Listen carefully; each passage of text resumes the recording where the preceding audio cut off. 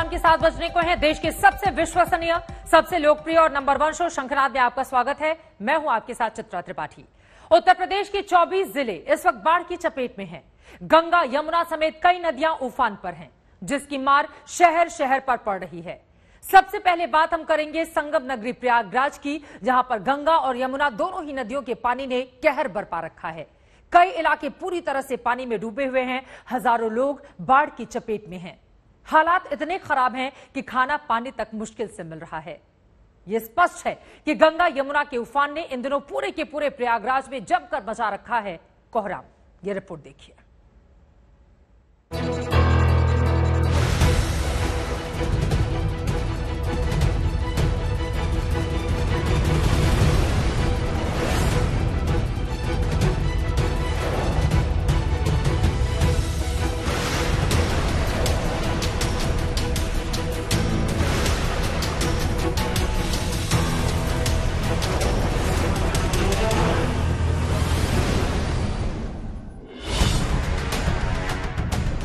डूब गई है गलियां,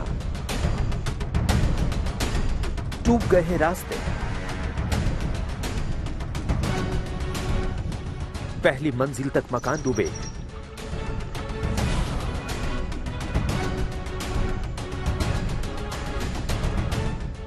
घरों में रखे सामान डूबे और बाढ़ की इस मार में डूबती जा रही है जल्द राहत की उम्मीदें। भूखे प्यासे मरना फंसे हैं यहाँ पे, लेकिन कोई प्रॉब्लम नहीं, किसी को परेशानी से कोई मतलब नहीं है यहाँ पे। क्योंकि प्रयागराज के जिन रास्तों पर दौड़ती थी जिंदगी, वहाँ अब सिर्फ सैलाब है। गंगा यमुना का पानी बढ़ने से मुश्किलें बेहिसाब हैं। बाढ़ की ऐसी मार के आगे लोग बेबस हैं। कहीं आना जाना मुमकिन नहीं है और न ही खाने का कोई इंतजाम है। आफत ऐसी है कि भूखे प्यासे लोगों के दिलों से आह निकल रही है। बहुत तरह की समस्या है भैया, आपको हम क्या बताएं। बच्चा हमारा 2 दिन से भूखा था। पानी की समस्या, बाढ़ की समस्या, खाने की समस्या, आपको क्या बताएं हम, बताइए। यहाँ पे कोई नाव वाला आ रहा, ना कोई पार्षद आ रहा, ना कुछ आ रहा, कोई नहीं आ रहा यहाँ पे। ठीक है, कोई हमें पूछता तक नहीं है हमें यहाँ पे आके कि आप फंसे हैं यहाँ पे, आप क्या खा रहे, बच्चे के साथ क्या पी रहे, कैसे जिंदा है, बताइए। सबसे बदतर हालात चांदपुर सलोरी इलाके के हैं। यहाँ हजारों घर डूबे हुए हैं। सलोरी के कैलाशपुरी मोहल्ले में हर ओर बस पानी ही पानी है। यहाँ ज्यादातर प्रतियोगी छात्र रहते हैं। बाढ़ की वजह से इलाका खाली कर दिया है और सामान निकालने के लिए एनडीआरएफ से गुहार लगा रहे हैं। पानी से रूम डूब गया है और पानी बहुत तेजी से बढ़ रहा है। इस वजह से हम लोग अपना सामान निकालने के लिए यहाँ पे आए हुए हैं एनडीआरएफ के पास। सिर्फ चांदपुर सलोरी ही नहीं, गंगा यमुना की बाढ़ ने कई और इलाकों में मुश्किलें यूं ही बढ़ा रखी है। पहली मंजिल पूरी तरह से डूबी हुई है। मकान की ऊपरी मंजिल लोगों की शरण स्थली बन गई है। इलाके में नाव के जरिए लोगों तक पानी की बोतलें और खाने के पैकेट बांटे जा रहे हैं। बाढ़ की मार के बीच दोहरी आफत उन लोगों के लिए है जिसके घरों में कोई बीमार पड़ा है। 3 जगह जो है महिलाएं जो है मतलब बीमार थी, उनको ले आके जो है हॉस्पिटल में एडमिट कराना। 2-3 दिन पहले, मतलब 3 दिन पहले हम लोग ले आके एडमिट कराए उनको। मतलब काफी बीमार थी। अब चारों तरफ पानी लगने की वजह से कोई साधन वहाँ नहीं जा पा रहा था। फिर हम अपने बोट से गए, उनको लेके आए, ले आके उनका इलाज मुहैया कराए। प्रयागराज में आई जबरदस्त बाढ़ में बर्बादी की अलग अलग तस्वीरें सामने आ रही हैं। प्रशासन इसी कोशिश में लगा है कि सैलाब के इस संकट के बीच किसी तरह लोगों तक मदद पहुंचाई जा सके। लोगों की सुरक्षा के लिए हम लोगों ने पहले से ही ड्यूटियां लगा रखी हैं कि कोई भी आदमी अगर उसको बाहर निकलना है तो उसको समय से निकाल लिया जाए और जो शिविर बने हैं, शरणार्थी शिविर हैं, वहाँ पर ला करके उनको रखा जाए और उनके घरों की सुरक्षा के लिए हमारी पेट्रोल टीम लगी है। सरकार भी संगम नगरी पर आई इस मुसीबत पर नजर बनाए हुए है। खुद डिप्टी सीएम केशव प्रसाद मौर्य ने प्रयागराज के बाढ़ प्रभावित इलाकों का हवाई सर्वे कर हालात का जायजा लिया। अधिकारियों के साथ बैठक की और भरोसा दिलाया कि गंगा कॉरिडोर बनने के बाद प्रयागराज के लोगों को ऐसी बाढ़ से जूझना नहीं पड़ेगा।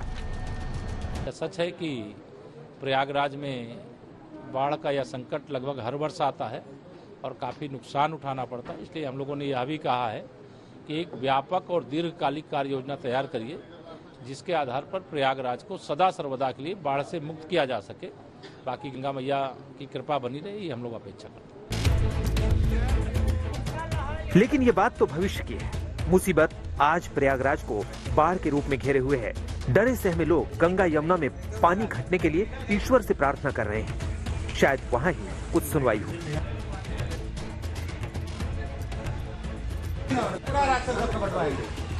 विगत रात में जो बीती है उसमें जो वाटर राइज है वो काफ़ी कम राइज कर रहा है। 8 घंटे में लगभग 3 सेंटीमीटर ही बढ़ोतरी हुई है और संभावना है कि आज यह स्थिर होना चाहिए यदि कोई बहुत ज़्यादा अधिक बरसात नहीं होती है तो। और मुझे लगता है कि आज शाम से नहीं तो कल सुबह से इसमें थोड़ा सा सुधार आने की आवश्यकता है। प्रयागराज में गंगा यमुना में पानी बढ़ने की रफ्तार तो घटी है, लेकिन बाढ़ की ये मुसीबत अभी कम होती नहीं दिख रही है, क्योंकि गले तक भरे पानी को उतरने में काफी वक्त लगेगा। प्रयागराज से पंकज श्रीवास्तव के साथ आज तक ब्यूरो। भोलेनाथ की नगरी वाराणसी में भी गंगा नदी रौद्र रूप दिखा रही है। जलस्तर बढ़ने के बाद वाराणसी में गंगा अलग अलग रास्तों से शहर में दाखिल हो चुकी है। गांव का हाल तो और खराब है। बाढ़ से घिरे गांव के लोग घर बार छोड़ने के लिए मजबूर हैं। बाढ़ से बर्बादी झेल रहे लोगों का गुस्सा भी अब निकलकर सामने आ रहा है।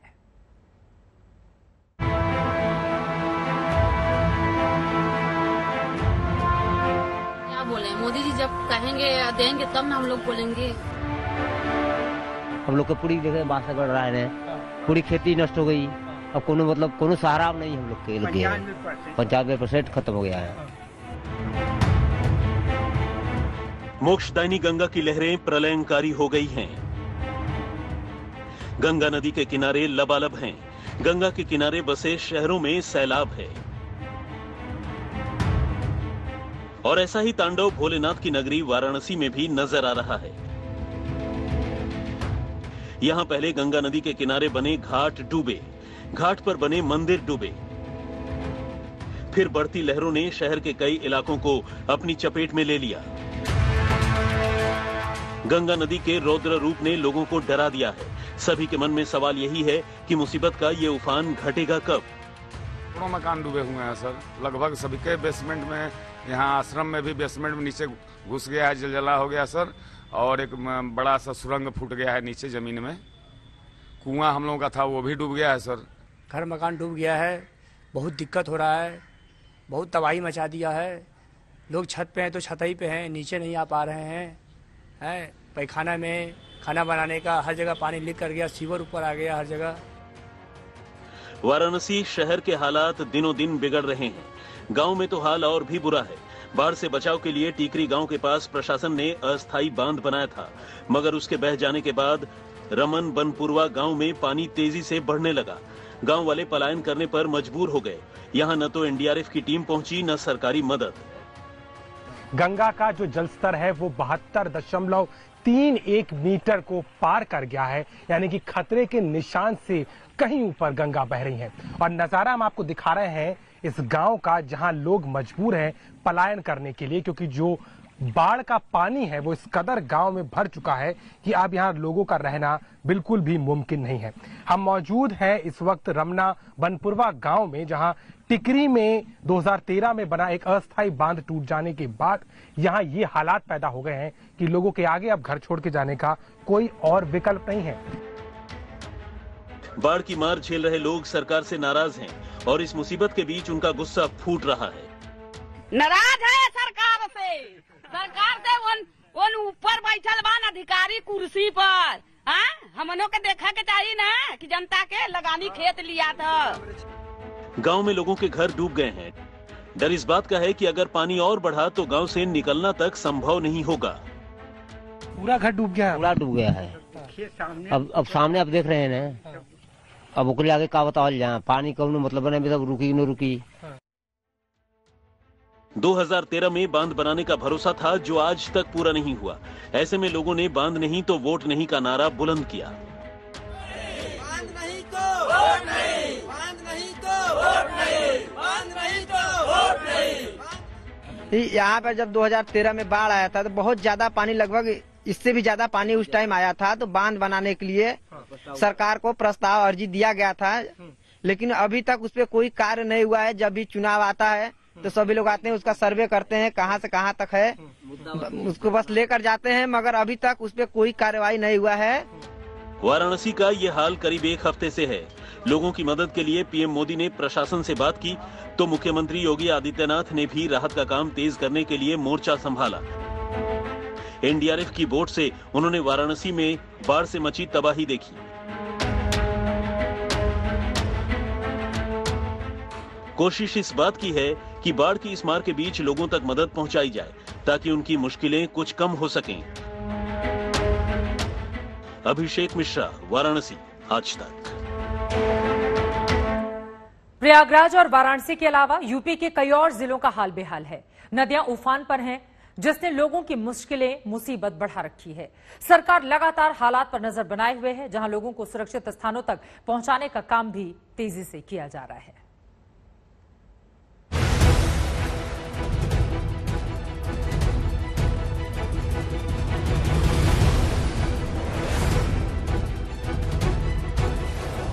क्या गांव, क्या शहर, क्या खेत, क्या डगर, क्या दुकान, क्या मकान, सब पानी पानी हो चुका है।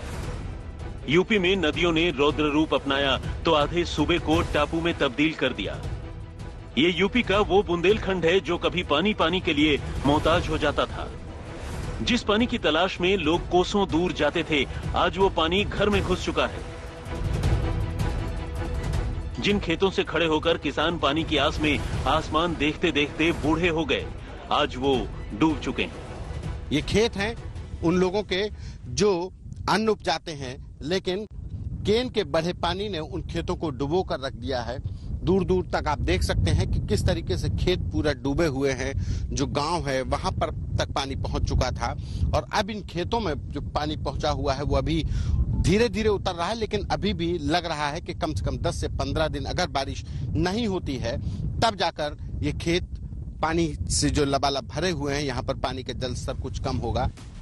यमुना और केन नदी में आई बाढ़ ने बांदा के 2 दर्जन से ज्यादा गांव में लोगों के जीवन को अस्त व्यस्त कर दिया है।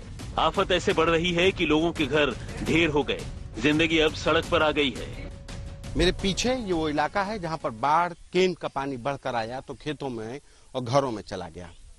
यहाँ इस जद में आने वाले जो घर थे, वो परिवार थे, वो अब थोड़ा सा ऊंचाई पर एक टीला है, यहाँ पर रह रहे हैं। करीब यहाँ पर 40 से 45 परिवार यहाँ पर रह रहे हैं। हमारा घर सरशंकरपुर और नानादेव में है और पानी में डूब चुका है। तो अब यहाँ पर कब से रह रही हो? यहाँ कम से कम 8-10 दिन हो गए। तो कैसे खाने का, कितने बच्चे हैं, कैसे खाने का हो पा रहा है? खाने का जितना आ जाता है तो खा लेते हैं, नहीं तो अपना ऐसे गुजर कर लेते हैं। यहाँ 40-45 परिवार हैं और यहाँ वैसे कोई सुविधा नहीं है। बस मान लो कि एक पैकेट लंच पैकेट मिल जाता है तो एक पैकेट एक दिन में तो क्या होगा, बच्चे लोग क्या खाएंगे और कि हम खाएंगे। नहीं तो परिवार में एक व्यक्ति को 1 पैकेट, या अगर परिवार में 5 लोग हैं तो 5 पैकेट मिलता है कि 1 पैकेट मिलता है? 2 दिन पूरा मतलब यूनिट के हिसाब से मिला है और एक दिन परिवार में एक लोग को मिला है, मुखिया को। सैलाब ने सड़क, खेत, खलिहान सबका अंतर खत्म कर दिया है। दूर दूर तक पानी के सिवा कुछ नजर नहीं आ रहा। जो बाढ़ का पानी है वो इतना ज्यादा बढ़ गया है कि रोड के ऊपर से जो है बह रहा है। लोग हैं उनकी गाड़ी, भाई साहब गाड़ी बंद हो गई है। तो यहाँ रोज कैसे निकल पा रहे हैं? निकलते हैं, घूम घाम के निकलते हैं चक्कर से। अच्छा, ऐसे कितने लोग प्रभावित हैं इस वजह से, इस बाढ़ की वजह से? बहुत लोग हैं, बहुत लोग हैं। रोज ऐसे ही निकलना होता है? रोज ऐसे निकलना होता है। नाव यहाँ पे नहीं चलती है? नहीं, मतलब आप लोग जैसे जाते आते हैं तो कैसे जाते हैं? क्या नाव चलती रही है अभी तक, बंद हो गई ना। ये केन नदी के बढ़े हुए जल स्तर की वजह से कि बांदा के तमाम इलाके बीते कई दिनों से कहा जाए कि इसी तरीके से सड़कों पर पानी बह रहा है। जो गांव में जो लोग हैं वो अपने घरों को छोड़कर, खेतों को छोड़कर दूर जो ऊंचाई वाले इलाके हैं वहां पर जाने को मजबूर हैं, वहां पर जा रहे हैं। जिन लोगों को फतेहपुर या कानपुर जाना है वो भी जो है इसी मार्ग से गुजर रहे हैं। हमीरपुर में तबाही की कहानी ये तस्वीरें बयां कर रही हैं, जहां नदियों में आए उफान ने जिंदगी को सड़क पर ला दिया है। करीब 100 से ज्यादा गांव बाढ़ से प्रभावित हैं। वहीं प्रशासन की ओर से राहत काम जोर शोर से किया जा रहा है। उत्तर प्रदेश में बाढ़ अपना विकराल रूप दिखा रही है। ये जो दृश्य, जो नजारे मैं आपको यहाँ उत्तर प्रदेश के हमीरपुर से दिखा रहा हूं, ये डराने वाले हैं। किस तरह से घर के घर डूब गए हैं, ना केवल कच्चे मकान बल्कि आप सामने देखिए पक्के मकान तक बीचों बीच बने वो डूब से गए हैं। 70% तक मकान यहाँ पर आप देखिए डूबे हुए हैं। थोड़ा नजर अगर आप पीछे की तरफ ले जाएंगे तो पेड़ आपको डूबे नजर आएंगे। ये हालत है उत्तर प्रदेश के हमीरपुर जिले की। ठीक ऐसी ही हालत उत्तर प्रदेश के अन्य जिलों की है, जहां पर जिंदगियां एक तरह से करा रही हैं। लोग मजबूर हैं पलायन को, लोग मजबूर हैं अपने अपने घरों से ऊंचाई वाली सतह पर बैठकर अपना समय, अपना जीवन काटने को। 3 से 4 दिन से यही समस्या से जूझ रहा है हमीरपुर।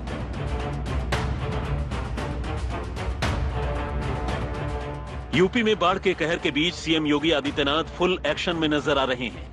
आज योगी आदित्यनाथ ने बाढ़ की तबाही झेल रहे गाजीपुर का दौरा किया। चेहरे की गंभीरता हालात को बयां कर रही है। वहीं आसमान से दिख रही तस्वीरें चीख चीख कर बाढ़ की बेबसी और बर्बादी की कहानी कह रही हैं। हवाई सर्वे के बाद विधिवत कार्यक्रम में राहत वितरण भी हुआ। अधिकारियों के साथ बैठक भी हुई। बाढ़ से तबाही के बीच तमाम सरकारी औपचारिकताएं निभाई गईं, जहां सरकार की ओर से हर संभव मदद का भरोसा दिया गया। उत्तर प्रदेश के 23 जिले इस वक्त बाढ़ की चपेट में हैं। 1200 से ज्यादा गांव के करीब 5 लाख से ज्यादा लोग इस त्रासदी को झेल रहे हैं। यूपी में पिछले 24 घंटे के दौरान 13.1 मिलीमीटर बारिश हुई है, जो सामान्य से 154% ज्यादा है। उत्तर प्रदेश के 11 जिलों में पिछले 24 घंटे में 25 मिलीमीटर या उससे अधिक बारिश हुई है। बदायूं, प्रयागराज, मिर्जापुर, वाराणसी, गाजीपुर और बलिया में गंगा नदी खतरे के निशान से ऊपर बह रही है। वहीं औरैया, जालौन, हमीरपुर, बांदा और प्रयागराज में यमुना का कहर जारी है। अभी आगे आने वाले कुछ दिन तक हालात सामान्य होते नजर नहीं आ रहे। गंगा यमुना नदी का रौद्र रूप बढ़ता ही जा रहा है, जिसने लोगों की टेंशन बढ़ा रखी है। आज तक ब्यूरो।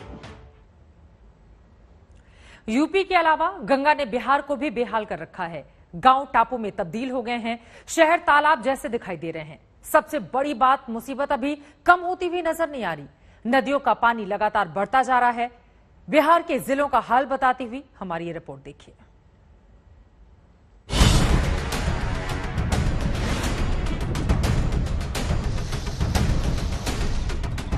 पानी बढ़ा तो इलाके डूब गए, मकान डूब गए, इंसान डूब गए, सड़कें डूब गई, अरमान डूब गए। ये बिहार की राजधानी पटना के आसपास के गांव का हाल है।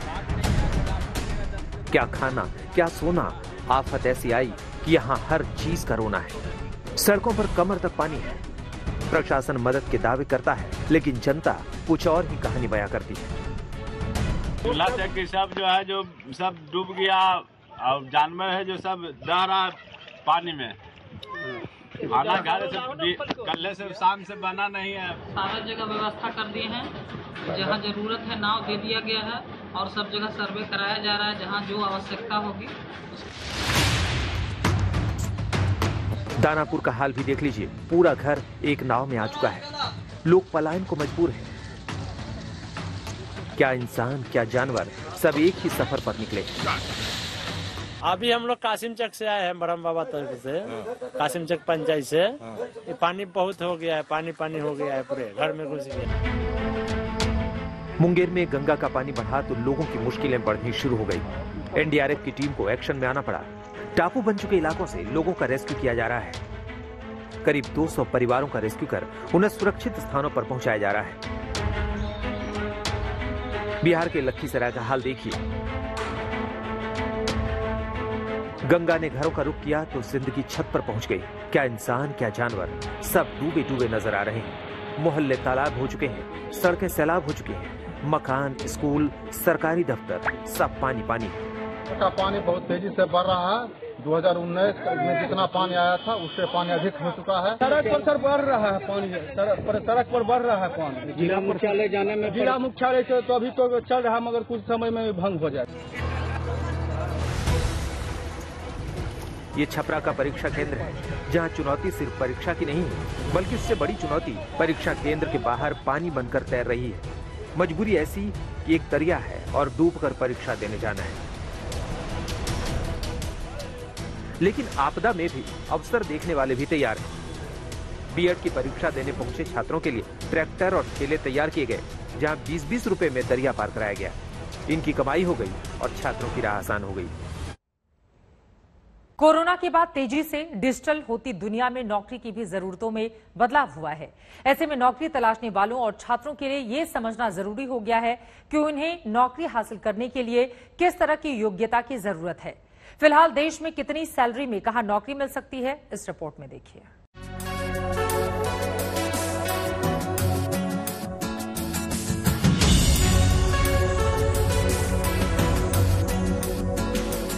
कोरोना काल के बाद डिजिटल होती दुनिया में कर्मचारियों की योग्यता के पैमाने में काफी अंतर आया है। ऐसे में नौकरी की तलाश करने वालों के लिए एक सर्वे में उन 5 सेक्टर्स का जिक्र किया गया है जहां पर सबसे ज्यादा तनख्वाह मिल सकती है। सर्वे के मुताबिक सबसे ज्यादा सैलरी एफएमसीजी सेक्टर में मिलती है, जो औसतन सालाना 11.3 लाख रुपए है। सेल्स, मार्केटिंग और सप्लाई चेन मैनेजमेंट का काम करने के लिए टैलेंटेड लोगों की मांग और 10 लाख रुपए से ज्यादा सैलरी देने की कैटेगरी में 30% नौकरियां इसी सेक्टर में हैं। एफएमसीजी सेक्टर में लगातार ग्रोथ भी हो रही है। माना जा रहा है कि आने वाले समय में भी इस सेक्टर में नौकरियों की भरमार रहेगी। एफएमसीजी इंडस्ट्रीज के अंदर की जो एनुअल सिटीज हैं, this is more than 11.5 lakh रुपए, मतलब अच्छा खासा अमाउंट पे करते हैं। और यही सेकंड नंबर पर पावर सेक्टर आ जाता है, जो करीब 10 लाख रुपए के आसपास का एनुअल सीटीसी देता है। तो ये आने वाले समय में डिमांड बढ़ाएंगे इन सेक्टर्स की। और एक चीज और भी अकोमोडेट करती है, वो ये कि इन 5 में अच्छी सैलरीज होने की वजह से मेजर लोगों का जो रुझान है वो इन्हीं 5 इंडस्ट्रीज में जाता है। तो आने वाले समय में ये देखना है कि यही 5 इंडस्ट्रीज ग्रो करने वाली है। एफएमसीजी के बाद दूसरे नंबर पर आता है पावर सेक्टर। सर्वे के मुताबिक इस सेक्टर में औसतन सालाना सैलरी 9.8 लाख रुपए है। सर्वे में सालाना औसतन 9.3 लाख रुपए सैलरी के साथ आईटी सेक्टर तीसरे नंबर पर है। आईटी कैपिटल बेंगलुरु में सालाना औसतन पैकेज 14.6 लाख रुपए का है, जो देश भर में सबसे ज्यादा है। आईटी सेक्टर के जानकारों का भी दावा है कि कोरोना के बाद नौकरी देने के मामले में भी ये सेक्टर सबसे आगे है। मैं समझता हूं कि ये एक आईटी सेक्टर के लिए कोरोना एक बहुत चेंज लेके आ रहा है। और अब बॉर्डर्स भी आईटी सेक्टर को नहीं रोक रहे हैं, क्योंकि अब वर्क फ्रॉम होम जैसे कॉन्सेप्ट्स आ गए हैं। आप देश के दुनिया के किसी भी कोने में रह के देश की दुनिया की किसी भी कंपनी में काम कर सकते हैं। तो आईटी सेक्टर के अंदर कोरोना ने बहुत बड़े बदलाव किए हैं। रैंडस्टैंड के इस सर्वे के मुताबिक फार्मा और हेल्थ केयर चौथे नंबर पर है। यहाँ सालाना औसतन 8.8 लाख रुपए सैलरी मिलती है। वहीं सैलरी देने में 5वें नंबर पर टेलीकॉम सेक्टर है, जिसमें सालाना औसतन सैलरी 8.7 लाख रुपए है। तेजी से बदलती नौकरियों के दौर में ये सारे सेक्टर्स भविष्य में भी यही दबदबा कायम रख सकते हैं। ब्यूरो रिपोर्ट, आज तक। मैदानी इलाकों में नदियां कोहराम मचा रही हैं, तो पहाड़ी इलाकों में भी कुदरत कहर बरपा रही है। लगातार भूस्खलन की खबरें सामने आ रही हैं। बुधवार को हिमाचल के किन्नौर में हुए भूस्खलन में मरने वालों की तादाद 15 पहुंच गई। वहीं आज हिमाचल के लाहौल स्पीति में भारी भरकम पहाड़ चंद्रभागा नदी में समा गया। चमोली और दार्जिलिंग से भी पहाड़ गिरने की खबरें सामने आई हैं।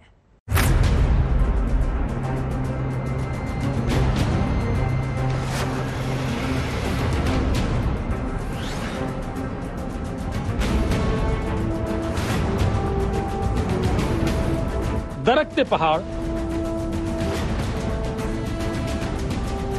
जमींदोज होते पहाड़,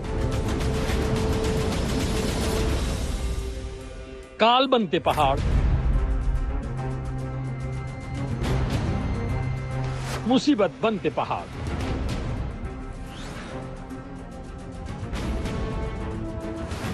देखिए किस तरह ये पहाड़ जमीन पर आ रहा है।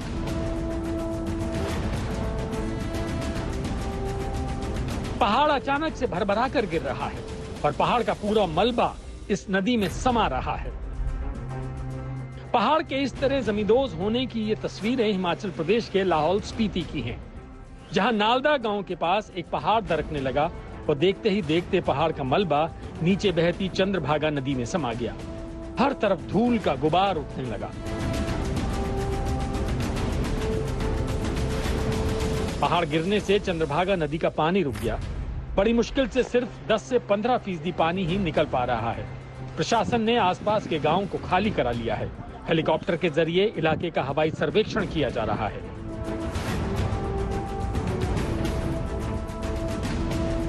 आज सुबह से ही पहाड़ी पर धीरे धीरे भूस्खलन हो रहा था, लेकिन सुबह करीब 9 बजे पहाड़ी का एक बड़ा टुकड़ा टूटा और नीचे बहने वाली चंद्रभागा नदी में जा गिरा।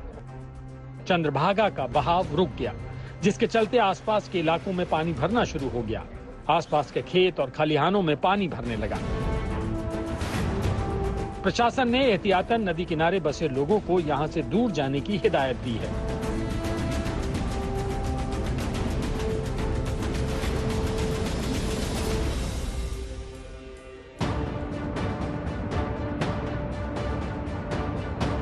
और ये तस्वीरें उत्तराखंड के चमोली की हैं, जहां पहाड़ दरक रहे हैं, चूर चूर होकर धरती की तरफ आ रहे हैं। देखिए किस तरह ये पहाड़ दरक रहा है और इसका मलबा नीचे की तरफ आ रहा है। ये तस्वीरें गुरुवार की शाम की हैं। भारी बारिश के चलते चमोली में भूस्खलन हुआ। मिट्टी और पत्थर का मलबा नीचे की तरफ आने लगा। ये सारा मलबा जोशीमठ बद्रीनाथ नेशनल हाईवे पर आ गया। उत्तराखंड के चमोली में ये कुदरत का कहर देखिए। ऋषिकेश बद्रीनाथ हाईवे नंबर 58 पर भूस्खलन हुआ और पागल नाला के पास राज्य परिवहन की बस बुरी तरह फंस गई। भारी बारिश के चलते पहाड़ों से बड़े बड़े पत्थर और मिट्टी का ढेर हाईवे पर आ गिरा, जिसके चलते रास्ता रुक गया। ऋषिकेश, देहरादून और दूसरी जगहों पर आने वाली गाड़ियां फंस गईं। बीच का रास्ता टूट जाने की वजह से दोनों तरफ गाड़ियों की लंबी कतारें लग गई।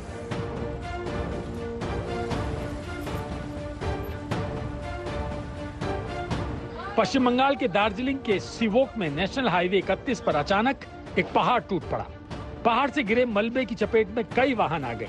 एक ऑटो रिक्शा का तो कचूमर निकल गया। प्रशासन की टीमें राहत के काम में लगी हैं। हाईवे से पहाड़ का मलबा साफ किया जा रहा है। इस तरफ आ रही गाड़ियों को वापस लौटाया जा रहा है। इस साल की बारिश में पहाड़ों से भूस्खलन के जितने हादसे हुए हैं, उतने तो शायद पहले कभी सामने नहीं आए।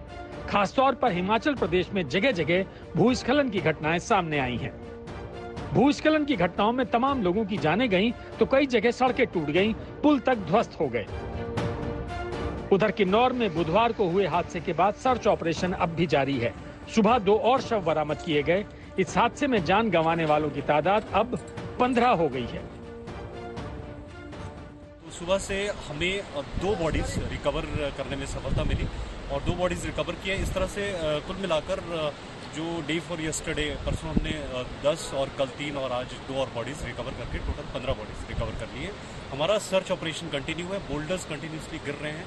ये थोड़ी सी मुश्किलात हुई। आखिर क्यों इस तरह से टूट रहे हैं पहाड़? क्यों पहाड़ों का कोप धरती पर टूट रहा है? पर्यावरण के जानकार बताते हैं कि पहाड़ों के साथ लगातार अन्याय हो रहा है। पहाड़ी इलाकों में मानवीय दखल के चलते कुदरत की ये तबाही आ रही है। यहाँ पे अंधाधुंध पेड़ों की कटाई हुई है। यहाँ पे अंधाधुंध सड़कों को चौड़ा करने का काम शुरू किया गया 4 धाम रोड के लिए। इसी तरह उत्तराखंड में भी 4 धाम रोड के लिए बड़ी बेदर्दी और बड़े बेतरतीब तरीके से पहाड़ काटे गए, पेड़ काटे गए, जिसकी वजह से पहाड़ों की होल्डिंग कैपेसिटी खत्म हो गई है। क्योंकि ये दोनों स्टेट्स जो हैं, ये शिवालिक रेंज के ऊपर हैं, जो कि सबसे यंगेस्ट पहाड़ माने जाते हैं। जिस तरह से पहाड़ों को काटकर सड़कें बनाई जा रही हैं, जिस तरह अवैध खनन हो गया है और जिस तरह बिजली की परियोजनाओं को मंजूरी दी जा रही है, उसी वजह से पहाड़ जगह जगह अब तबाही मचा रहे हैं। अगर पहाड़ों पर इंसानों का दखल कम नहीं हुआ तो आने वाले वर्षों में पहाड़ों का कोप और भी बढ़ सकता है। लाहौल में मनमिंदर अरोड़ा के साथ कमल नयन सिलोड़ी, चमोली, आज तक। उधर राजस्थान के धौलपुर में पार्वती नदी की उफनती लहरों में एक दर्दनाक हादसा हो गया। यहां नदी की धार में एक ट्रैक्टर ट्रॉली फंस गई। इसमें 5 लोग सवार थे, जिनमें से 3 तो किसी तरह बच के निकल गए, लेकिन 2 लोगों की जान चली गई। एनडीआरएफ की टीम ने कड़ी मशक्कत के बाद न सिर्फ लाशें ढूंढी, बल्कि डूबे हुए ट्रैक्टर को भी बाहर निकाला।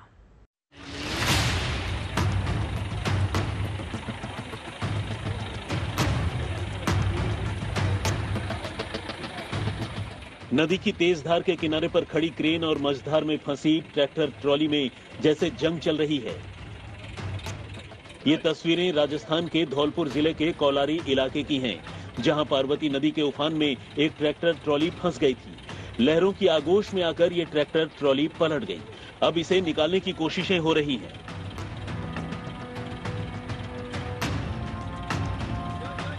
एनडीआरएफ की टीमें यहां रेस्क्यू में जुटी हुई हैं। कड़ी मशक्कत के बाद ये देखिए किस तरह क्रेन के जरिए इस ट्रैक्टर को नदी की धारा से निकाला जा रहा है। क्रेन का पट्टा ट्रैक्टर के पिछले पहिए में बंधा है और क्रेन ने इस ट्रैक्टर को किस तरह से पानी के भीतर से उठा लिया, ये आप इन तस्वीरों में देख सकते हैं। क्रेन के जरिए इस ट्रैक्टर को उठाकर सड़क पर रखा गया। एक तरफ ये भारी भरकम क्रेन ट्रैक्टर ट्रॉली को निकालने में जुटी थी, तो वहीं एनडीआरएफ की टीमें पार्वती नदी में बह गए 2 लोगों को तलाशने में जुटी थी। दरअसल बुधवार को इस ट्रैक्टर ट्रॉली से 5 लोग जा रहे थे। ट्रैक्टर चालक ने ट्रैक्टर को पार्वती नदी में उतार दिया। नदी के तेज बहाव में ट्रैक्टर ट्रॉली समेत पलट गया, जिससे 3 लोग तो किसी तरह पार्वती की लहरों से बचकर निकल गए, लेकिन 2 लोग फंस गए। सुबह से ही एसडीआरएफ की 3 टीमें, भरतपुर, बीकानेर और जोधपुर की एसडीआरएफ टीम, सिविल डिफेंस की टीम और थाना क्षेत्र की टीमें और अपने धौलपुर के एसडीएसटी टीमें, इनके सहयोग से आज उनको रेस्क्यू किया गया है। दोनों डेड बॉडियां, बंटी और पोक्सी, दोनों की डेड बॉडियों को निकाल लिया गया है। एनडीआरएफ की टीमों ने कड़ी मशक्कत के बाद दोनों युवकों की लाशें बरामद कर ली। पानी का बहाव इतना तेज था कि एनडीआरएफ के लोगों को भी पसीना छूट गया। 24 घंटे में पूरे जिला प्रशासन की मदद से, एसडीआरएफ की मदद से दोनों लाशों को बरामद किया गया है और उनका ट्रैक्टर ट्रॉली भी बरामद किया गया है। उनकी दोनों लाशों को पोस्टमार्टम करा करके उनके परिजनों को सुपुर्द कर दिया गया है। मैं पूरे जिला प्रशासन धौलपुर का बहुत बहुत आभार व्यक्त करता हूँ। एनडीआरएफ की टीम जब राहत और बचाव में लगी थी तो वहां सैकड़ों लोगों की भीड़ जुट गई थी। जिस तरह जान की बाजी लगाकर एनडीआरएफ की टीम ने रेस्क्यू ऑपरेशन चलाया, उससे लोग भौंचक्के थे। उमेश मिश्रा, धौलपुर, आज तक। जहां बाढ़ है वहां तो लोग मुसीबत में हैं, लेकिन बाढ़ का पानी जहां पर उतर गया है वहां भी मुश्किलें कम होने का नाम नहीं ले रही हैं। राहत शिविरों में लोगों तक राशन नहीं पहुंच पा रहा है। शिवपुरी के कई गांवों तक कोई राहत नहीं पहुंची है, तो इटावा के एक बाढ़ पीड़ित परिवार ने शमशान में शरण ले ली है।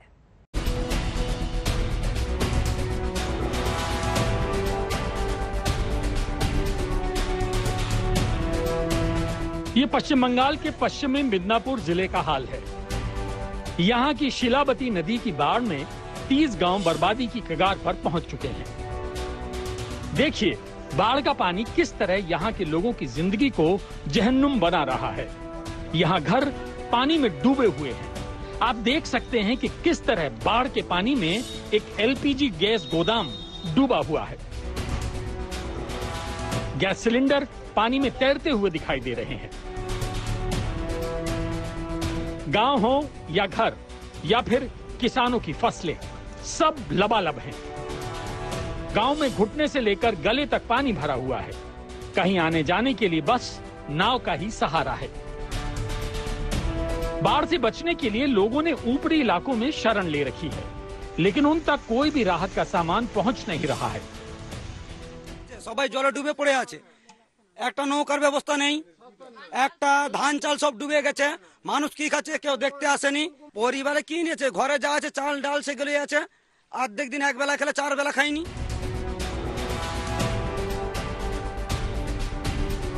इस साल मध्य प्रदेश के शिवपुरी में बाढ़ ने प्रचंड रूप दिखाया। 100 से ज्यादा गांव बाढ़ की चपेट में आ गए। बाढ़ का पानी तो उतर गया, लेकिन अब नई मुसीबतें सामने खड़ी हो गई हैं। ये शिवपुरी जिले का भानगढ़ गांव है। यहाँ के शहरिया आदिवासियों की बस्ती में लोगों के सामने 2 जून की रोटी का संकट हो गया है। ये लोग पत्थर की खदानों में मेहनत मजदूरी करके अपना पेट पालते थे। भारी बारिश और पार्वती नदी की बाढ़ में इनके घर तबाह हो गए। अनाज भीग गया। अनाज को किसी तरह ये सुखाकर पका रहे हैं। सरकार दावा कर रही है कि बाढ़ पीड़ितों तक राशन पहुंचाया जा रहा है, लेकिन इस गांव तक अभी कोई मदद नहीं पहुंची। भोजन का एक पैकेट नहीं पहुंचा। 6 दिन पानी पड़ा, 6-7 दिन हमारा राशन पानी बहुत कुछ परेशान थे हम। इसीलिए हमने एक नंबर भी लगाया तो उसके बाद कोई आपके यहाँ पे सर्वे वगैरह करने आए? कोई नहीं आया। अभी खाने पीने की व्यवस्था कैसे चल रही है? नहीं है, बेवस्था। यही वगैरह बच्चा छोटे खावे पीवे थे, परेशान है। हाँ। कोई खाने के पैकेट वगैरह मिले आपको? कुछ भी नहीं मिलो, ना कोई न सरपंच ने देवा, ना कोई सेक्रेटरी, ना खाने पीने को कुछ ही नहीं है। ये तस्वीरें उत्तर प्रदेश के इटावा के चकर नगर इलाके की हैं। भीषण बाढ़ में इस परिवार का घर बार बह गया, कुछ नहीं बचा। किसी तरह से जान बची तो इस परिवार ने अंत्येष्टि स्थली को ही अपना ठिकाना बना लिया। पूरा परिवार मवेशियों के साथ शमशान में आ गया। जहां चिताएं जलती थीं, वहीं ये परिवार खाना बनाता है। कुल मिला मतलब नरस्ता ही हो, 4 चीज मकानों गिर गए, सब कुछ वहाँ ढह गया, कुछ नहीं बचा वहाँ। ये शमशान घाट है, यहाँ भी सब मिट्टी आती है, तो किसी से हम लड़ाई झगड़ा नहीं, खूब मिट्टी जलाते वाले जलाते, हम यहाँ अपना खाना खा रहे पी रहे, कोई बात नहीं, किसी झगड़ा नहीं करते।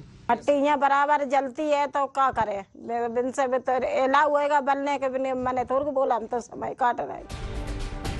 इस परिवार के शमशान में रहने की खबर पता चली तो सांसद रामशंकर कठेरिया वहां पहुंचे और पक्का मकान दिलवाने का भरोसा दिलाया। मुझे पता लगा था तो मैं उनसे मिलने आया हूं और उनका पूरा घर गिर गया है, तो उनके घर की भी व्यवस्था करेंगे। और उन्होंने ये इच्छा व्यक्त की है कि मुझे सुरक्षित स्थान पर कहीं ऊंचे पर मेरा मकान बनाया जाए, क्योंकि हर साल बाढ़ आती है और मुझे परेशानी होती है, तो हम जरूर इसकी चिंता करवाएंगे और इनको मकान कहीं ऊंचे स्थान पर बनवाने की व्यवस्था करेंगे। इस साल बाढ़ ने उत्तर भारत के तमाम राज्यों में कहर बरपाया। गंगा, यमुना, बेतवा जैसी तमाम नदियां अब भी उफनाई हुई हैं। लेकिन जिन इलाकों में बाढ़ का पानी उतर गया है, वहां दूसरी मुसीबतों ने डेरा डाल दिया है। इटावा में अमित तिवारी के साथ आज तक ब्यूरो। हाईवे पर गाड़ी की रफ्तार को बीच बीच में धीमा करने वाले टोल प्लाजा अगले 1 साल में गायब हो सकते हैं। इसके बाद ना तो फास्टैग की जरूरत होगी और न ही टोल प्लाजा का बैरियर बंद मिलेगा। टोल प्लाजा की जगह सड़क परिवहन मंत्रालय ने जीपीएस आधारित टोल टैक्स सिस्टम को लाने की कर ली है तैयारी।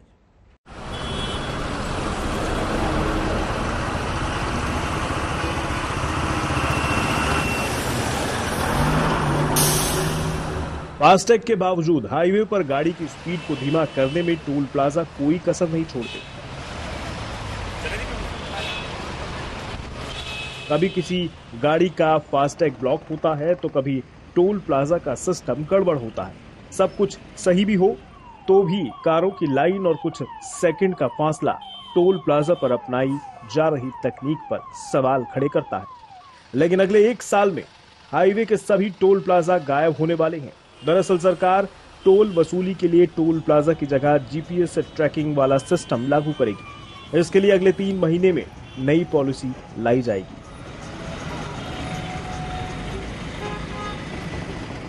We have already taken their presentation and we are taking suggestion from the Indian market also. If the Indian companies are in position to give us the consultancy for that, we are also working on that. And within 3 months, with the concrete policy, we will come to you. We will select the technology and we will go ahead in this direction. लोगों का toll tax कम हो तो GPS ये नई तकनीक है जिसके माध्यम से गाड़ी में एक जीपीएस यूनिट लगता है और सड़क पर आप पूरी नेशनल हाईवे को जियो टैग किया जाता है, और ताकि सड़क पर आप जितना अंतर चलेंगे, जितनी अंतर आप नेशनल हाईवे पे चलेंगे, उतने अंतर का ही टैक्स आपका कटेगा। देश में फिलहाल जीपीएस के जरिए टोल वसूली वाली टेक्नोलॉजी नहीं है और सरकार ऐसी तकनीक विकसित करने में लगी है। इसके बाद टोल कलेक्शन जीपीएस के जरिए होने लगेगा, यानी टोल की रकम गाड़ियों पर लगी जीपीएस इमेजिंग के हिसाब से वसूल की जाएगी। जीपीएस आधारित नए सिस्टम में गाड़ी जितनी दूर चलेगी उसके हिसाब से आपके अकाउंट या ई वॉलेट से टोल काट लिया जाएगा। नई गाड़ियों में तो जीपीएस इनबिल्ट है, इसलिए सरकार पुरानी गाड़ियों को भी जीपीएस से लैस करने की कोशिश करेगी। इसके बाद सरकार की टोल वसूली में काफी तेजी आ सकती है, क्योंकि लोगों के पास टोल टैक्स बचाने का कोई जरिया नहीं रहेगा। यानी अगर कार टोल रूट पर चलेगी तो फिर दूरी के हिसाब से टोल टैक्स खुद ब खुद कट जाएगा। इसका अल्टीमेट उद्देश्य है कि सड़क के ऊपर से बैरियर फ्री मूवमेंट हो जाए, बैरियर हट जाए, टोल बैरियर हट जाए, ये इसका उद्देश्य है। और इस बैरियर फ्री मूवमेंट से लोगों को परेशानी दूर हो। सड़क पर आप चल रहे हैं तो जितना अंतर आप चलेंगे उतना आपको टैक्स देना पड़ेगा। हालांकि हर सिस्टम में शुरुआत में खामियां जरूर होती हैं। ऐसे में जीपीएस से टोल टैक्स वसूली में भी सरकार को मुश्किलें आ सकती हैं। मिसाल के तौर पर अगर किसी के अकाउंट या वॉलेट में पैसे ही नहीं है तो फिर किस तरह से ये टोल टैक्स वसूला जाएगा?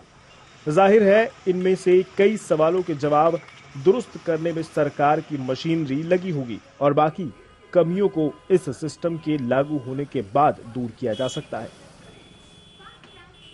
ब्यूरो रिपोर्ट, आज तक।